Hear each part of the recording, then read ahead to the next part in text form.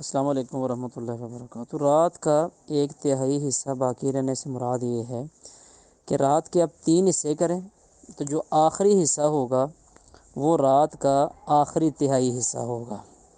مثال کے طور پہ اگر 12 گھنٹے کی رات ہے تو اس کو اگر آپ 4 حصوں میں تقسیم کریں گے، 3 حصوں میں تقسیم کریں گے تو ہر حصے میں 4 گھنٹے آئیں گے۔ آخری جو 4 گھنٹے ہوں گے وہ رات کا آخری تہائی حصہ ہوگا۔ صحیح بخاری کی حدیث ہے کہ جب رات کا آخری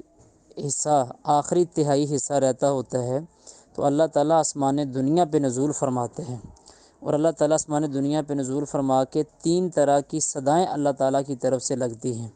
اور ان میں سے ایک یہ ہوتی ہے کہ ہے کوئی مانگنے والا کہ میں اس کو عطا کروں،